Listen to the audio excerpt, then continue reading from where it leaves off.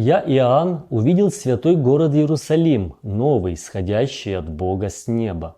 Писание использует следующие эпитеты к этому необычному городу. Новый, святой, небесный. Когда апостолы и пророки говорят об этом городе, что он новый или небесный, то при этом подразумевается, что есть старый или земной Иерусалим. И действительно, например, апостол Павел в послании к Галатам противопоставляет два Иерусалима – Вышний небесный и земной Иерусалим. В этом есть иносказание. Это два завета. Один от горы Синайской, рождающей в рабство, который есть Агарь. Ибо Агарь означает гору Синай в Аравии и соответствует нынешнему Иерусалиму, потому что он с детьми своими в рабстве, а Вышний Иерусалим свободен. Он матерь всем нам. В этом сравнении Павла существует следующие два очевидных момента. Первый заключается в том, что когда Павел упоминает нынешний Иерусалим, то апостол ссылается на конкретный исторический город, столицу Иудейского царства. С другой стороны, мы четко понимаем, что, ссылаясь на буквальный город с домами и стенами, апостол рассуждает прежде всего не об архитектуре, а о людях, которые проживают в этом городе. И автора послания интересуют не столько стены и здания, сколько живые люди, их поведение, их идеология, их отношение к Богу, друг к другу и то влияние, которое оказывает общество этих людей на остальной мир. И здесь у нас может возникнуть естественный вопрос. А город Новый Иерусалим, который является антиподом земному Иерусалиму, это тоже буквальный город с буквальными стенами и зданиями? Или же за термином Новый Иерусалим следует понимать некую духовную реальность, применительно к которой название «город» используется лишь в качестве символического обозначения? Попробуем ответить на этот вопрос, внимательно прочитав описание самого города Нового Иерусалима, которое дает нам книга Откровения, и присмотримся к ряду особенностей в библейском описании этого города. Думаю, мы обнаружим много чрезвычайно интересных и полезных вещей в ходе этого исследования. Во-первых, обратим внимание на странную форму этого города.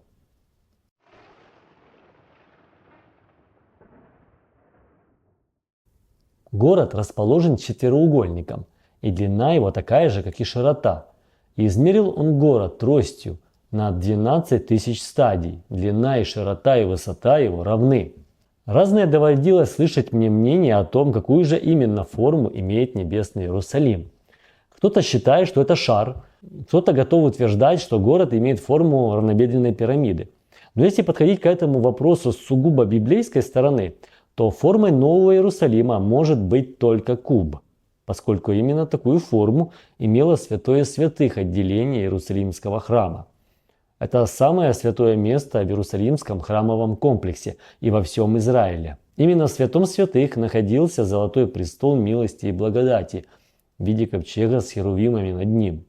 Именно в святом святых являлась Шехина, слава Божья. Я так понимаю, сам тот факт, что Новый Иерусалим имеет кубическую форму святого святых, является одной из причин, почему Иоанн не обнаружил в нем здание храма, поскольку сам город является этим храмом, местом, полностью заполненным славой Божьей. Храма же я не видел в нем, ибо Господь Бог Вседержитель, храм его и агнец. И город не имеет нужды ни в солнце, ни в луне для освящения своего, ибо слава Божия осветила его, и светильник его – агнец.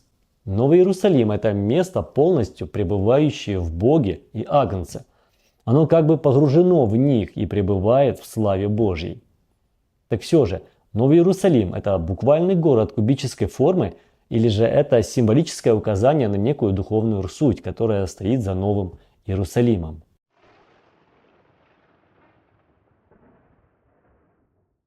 В Откровении 21 главе в 11 тексте сказано, что город имеет светило, которое его освещает, выступает в качестве солнца. И сказано, что это светило похоже на драгоценный камень яспис. Он имеет славу Божию. Светило его подобно драгоценнейшему камню, как бы камню яспису кристалловидному.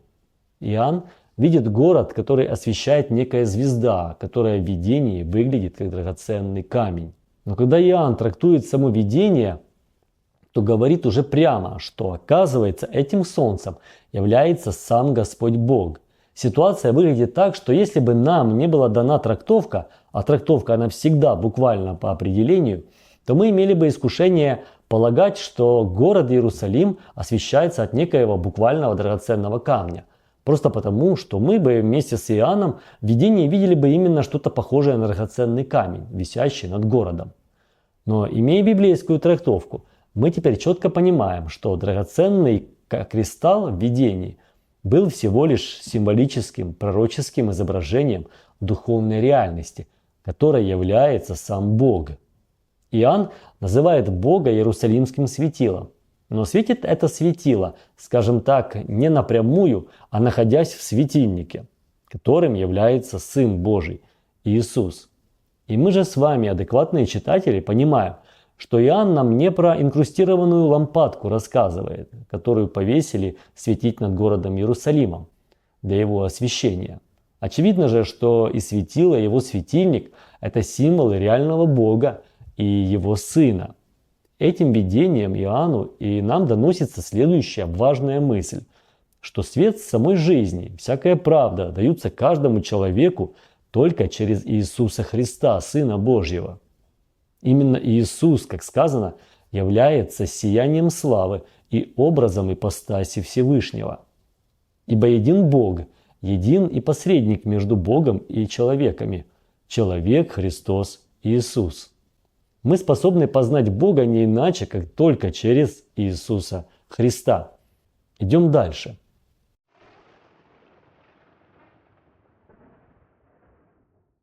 Сказано, что город имеет большую и высокую стену. Стена его построена из ясписа. И стену его измерил во 144 локтя. Во-первых, отметим, что стена изготовлена из камня ясписа, из того же камня, каким является и светило этого города. А как мы установили выше, драгоценный камень в этом случае является символом, но не более. На символизм стен этого города указывает и его размеры, а именно 144 локтя. Для любого читателя, знакомого с сюжетом Откровения, очевидно, что здесь идет перекличка с количеством 144 тысячи особого народа спасенных. В этой ситуации, естественно, задаться вопросом, а почему, собственно, размеры стены перекликаются с количеством людей 144 тысячи. Также обращу ваше внимание на следующее положение. Новый Иерусалим будет существовать всю вечность. И эта вечность будет иметь одну замечательную особенность. Почти на всем ее протяжении у жителей города не будет врагов от слова совсем. Все их враги погибнут самое позднее, сразу после 1000 лет заточения сатаны.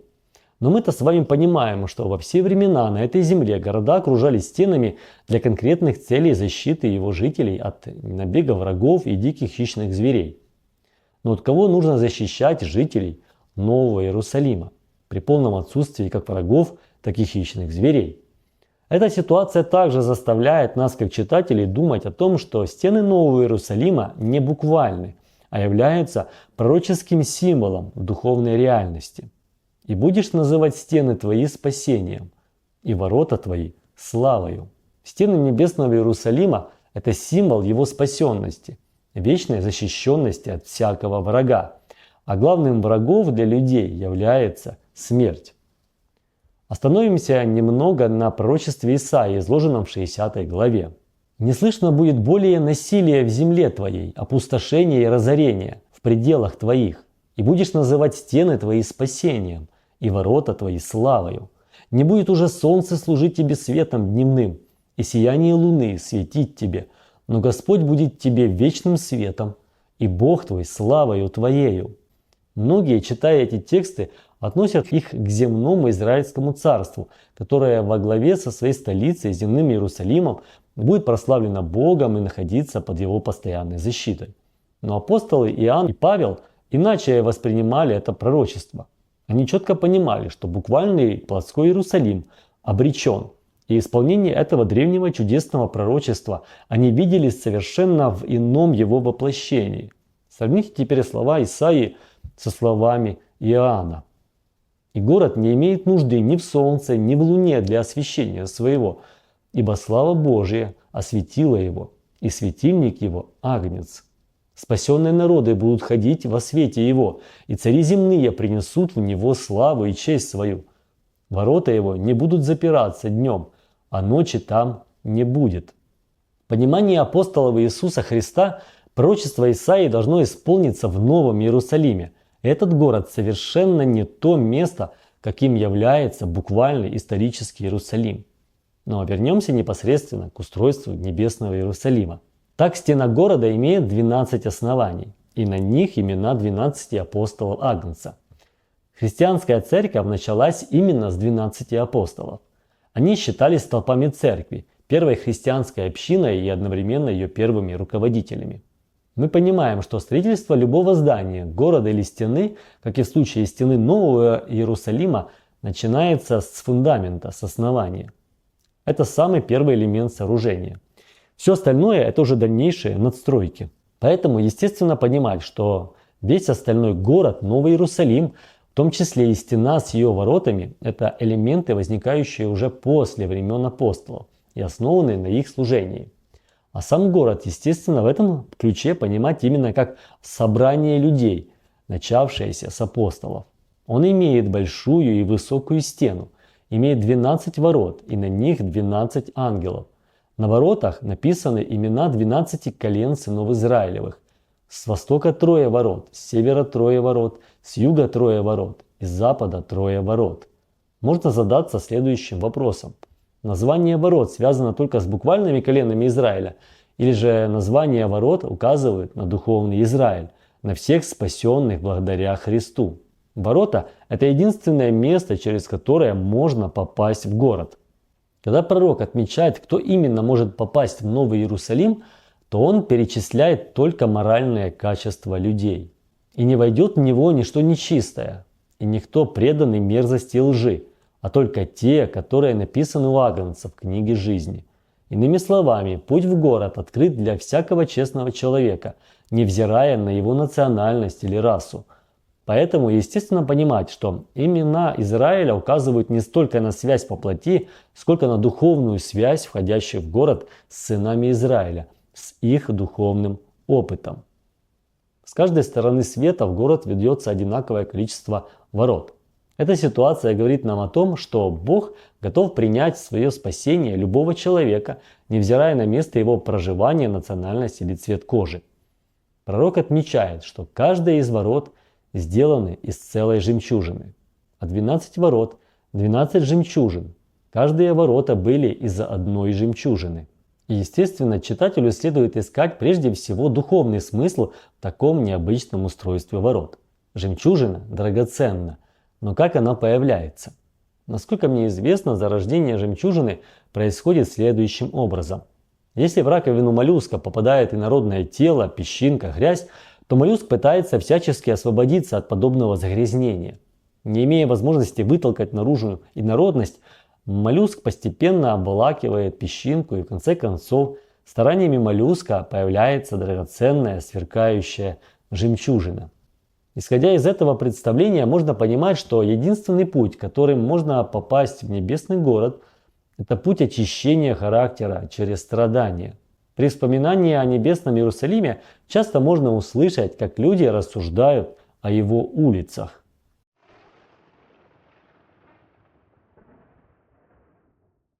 Но если быть внимательным к словам Писания, то можно заметить следующую особенность.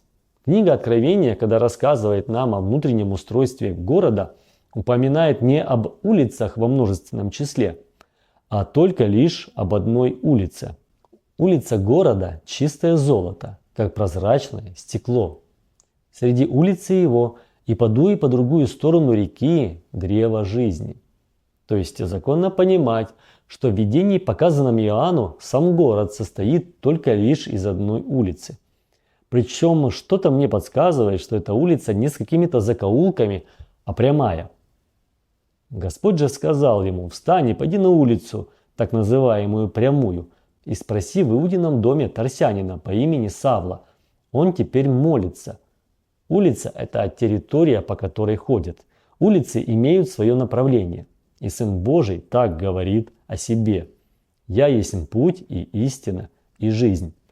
Упоминание только об одной улице, причем из чистого золота, как по мне, говорит о символическом значении самой улицы, как образа, указывающего на единственный путь жизни, единственный путь спасения. Это путь веры во Христа, всякого, кто, пройдя через страдания и проклятие греха, смирился, принял Евангелие и оказался во Христе Иисусе через веру.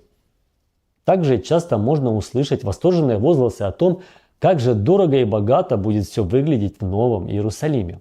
Стены домов из чистого золота, инкрустированные драгоценными камнями, окна из хрусталя, а стулья в домах из красного дерева. Ну, во-первых, я не нахожу при описании Нового Иерусалима в Откровении указаний на то, из каких материалов будет сделаны сами дома и прочие здания. А во-вторых, будем честными, вы бы хотели всю свою вечную жизнь проводить в а-ля янтарных комнатах и спать на платиновых холодных кроватях в окружении золотых металлических стен. Лично меня такая перспектива мало радует.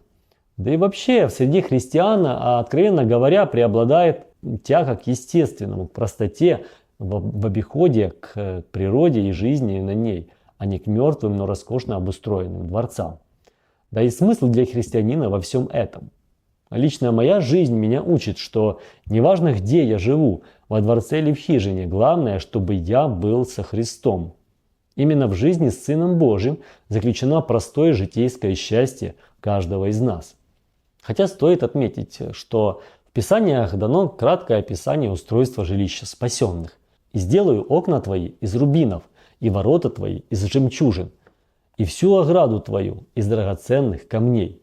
Про жемчужины мы уже поговорили, а вот присмотримся к окнам из рубинов.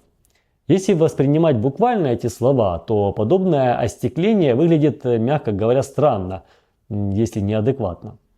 Окна из кроваво-красных рубинов. Для чего окна в доме? Чтобы мы через них могли наблюдать внешний мир с одной стороны. С другой стороны, через оконные проемы в наше жилище попадает солнечный свет. И вот Бог обещает спасенным установить, так сказать, стеклопакеты из рубинов. Я так понимаю эту Божью мысль. Всякий уверовавший в Иисуса Христа обретает от Всевышнего новое сердце, которое начинает воспринимать мир и самого себя в свете голгофской жертвы Сына Божьего через призму Его крови, пролитой за нас. В небесном Иерусалиме также течет необычная река.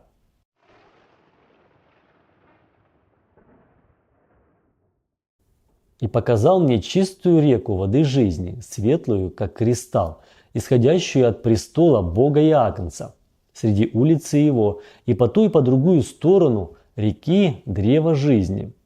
В этом видении апостолу Иоанну показана картина почти один в один, напоминающая видение, показанное за 600 лет до этого пророку Иезекиилю и описанное в 47 главе книги Иезекииля. «Потом привел он меня обратно к дверям храма. И вот из-под порога храма течет вода на восток. И вот на берегах потока много было дерев по ту и по другую сторону. И сказал мне: эта вода течет в восточную сторону земли, сойдет на равнину и войдет в море, и воды его сделаются здоровыми. И всякое живущее существо, пресмыкающееся там, где войдут две струи, будет живо. И рыбы будет весьма много, потому что войдут туда эта вода. И воды в море сделаются здоровыми. И куда войдет этот поток, все будет живо там. И будут стоять подле него рыболовы от Эн-Гадди до Эглаима, будут закидывать сети. Рыба будет в своем виде, и как в большом море рыбы будет весьма много». О чем это пророчество? В чем духовный смысл видений, показанных двум Божьим пророкам? Сын Божий так говорит об уверовавших в Него. «Кто верует в Меня, у того, как сказано в Писании, из чрева потекут реки воды живой». Апостол Павел, резонируя со своим Господом, утверждает, что именно уверовавший в Иисуса человек является тем самым храмом, который наполнен Духом Святым, славой Всевышнего. Поэтому, естественно, понимать, что та река жизни, которая показана Иезекиилю и Иоанну и питает деревья жизни, растущие по обеим ее берегам, символически изображает Святой Дух Божий, который исходит от Бога, Его Сына Иисуса Христа, названных в книге Откровения храмом Нового Иерусалима. В 8 тексте 47 главы Иезекииля пророку показано, что воды этой необычной реки войдут в море, и воды этого моря сделаются здоровыми. О чем это пророчество? О проповеди Евангелия Иисуса Христа, дорогие мои. Море в Библии выступает символом язычества, языческих народов и территорий, на которых они живут. Вхождение чистого храмового потока в это море говорит Иезекиилю о том, что настанет время, когда весть о спасении Божьем для всех народов начнет распространяться среди язычников. И вот уже 2000 лет, как мы с вами являемся свидетелями и участниками исполнения этого великого пророчества. Именно принятие вести Евангелия через людей, провозглашающих его Духом Святым, привело к спасению несметное количество жителей земли, как среди евреев, так и среди язычников. Весть Евангелия, действие Духа Святого облагораживает, оживляет этот мир и по сей день, и не дает ему довести себя до самоуничтожения. И рыбы будет весьма много, потому что войдет туда эта вода, и воды в море сделаются здоровыми. И куда войдет этот поток, все будет живо там. И будут стоять подле него рыболовы от Эн-Гади до Эглаима, будут закидывать сети. Рыба будет в своем виде, и как в большом море рыбы будет весьма много. При чтении Евангелий можно заметить, что появление Иисуса неоднократно сопровождается большим уловом рыбы. Так, большим уловом заканчивается рыбалка в момент призвания апостолов и при явлении воскресшего Иисуса своим ученикам при море. А своих будущих учеников, рыболовов по профессии, Сын Божий обещает сделать ловцами не рыбы, а человеков. Поэтому очевидно, в видении, показанном Иезекиилю, рыба – это символ спасенных через принятие Евангелия о Сыне Божьем, а рыбаки – это евангелисты. Новый Иерусалим теснейшим образом связан с фактом нашего вечного спасения и судьбой всех спасенных людей. «И пришел ко мне один из 7 ангелов, у которых было 7 чаш, исполненных 7 последними язвами, и сказал мне: «Пойди, я покажу тебе жену, невесту Агнца». И вознес меня в духе на великую и высокую гору, и показал мне великий город, святый Иерусалим, который нисходил с неба от Бога. Город назван невестой, женою Агнца. Так на ком же женится Иисус?